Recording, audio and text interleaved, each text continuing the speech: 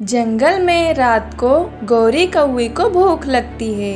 वह अपने पति कालू से कहती है, कालू जल्दी उठो।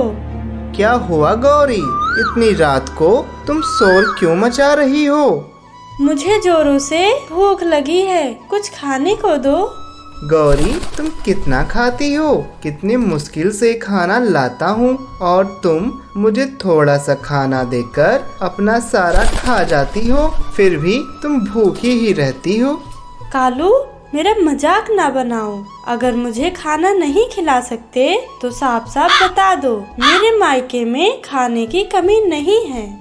गौरी तुम नाराज मत होना, मैं तुम्हारे लिए खाना लेकर आता हूँ। कालू कौवा रात में खाना ढूंढने चला गया। गौरी कौवी को भूख बर्दाश्त नहीं हो रहा था। वह पूरे घर में इधर उधर कूदती रही। कुछ देर बाद कालू आया। कालू खाना कहाँ है? गौरी इतनी रात में कहीं भी खाना नहीं मिला। मुझे पहले ही पता था तुमसे कोई भी काम नहीं होता। तुम टोनी चिड़िया के घर में क्यों नहीं गए? वो अपने लिए बहुत खाना इकट्ठा किए रहती है, उसी में से थोड़ा सा खाना ले आते तो क्या हो जाता।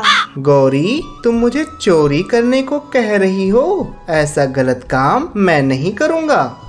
अगर ऐसा है तो मैं अभी के अभी अपने मायके जा रही हूँ और तुम सत्यवादी राजा हरिश्चंद्र बनकर बैठो यहीं। रुको गौरी, तुम कहीं ना जाओ, मैं टोनी के घर जा रहा हूँ। कालू टोनी के घर में से टोनी का खाना चुरा लाया। कालू मैं तुम्हें किसी काम का नहीं समझती थी, लेकिन आज तुमने साबित कर दिया तुम बहुत अच्छे हो। ऐसे ही मेरे लिए रोज खाना ले आना। उसी दिन से कालू को भी चोरी का काम सही लगने लगा। अब कालू को भी आराम रहता।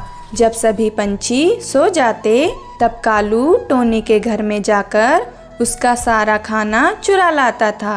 ऐसे ही रोज होने लगा।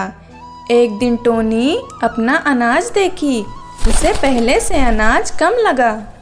ये कैसे हो सकता है? मैं रोज खाने के लिए जंगल से खाना ढूंढ कर लाती हूँ और जो खाने से बचता है उसे बारिश के दिनों के लिए इकट्ठा करती रहती हूँ। इस तरह से ये बढ़ना चाहिए, लेकिन ये कम क्यों हो गया? इसका पता लगाना पड़ेगा।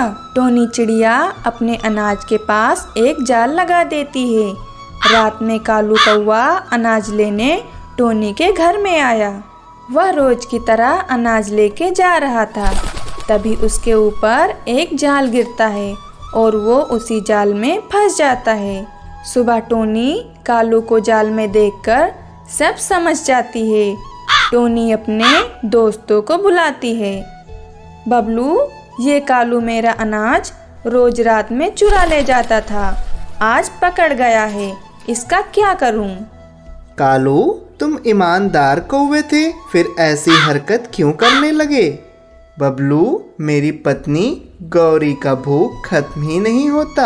अगर मैं उसे खाना ना दूं तो वह मायके चली जाने की धमकी देने लगती है, इसीलिए मैं चोरी करता हूँ। बबलू ने गौरी कौवी को भी बुलाया। गौरी, क्या तुम कालू को चोरी करने को कहती हो? बबलू कैसी बातें करते हो? मैं क्यों कालू को चोरी करने को कहूँगी? मैं तो आज जान पाई हूँ कि कालू चोर है।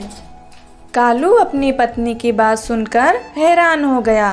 कालू टोनी और बबलू से माफी मांगता है और गौरी को हमेशा के लिए उसके मायके भेज देता है।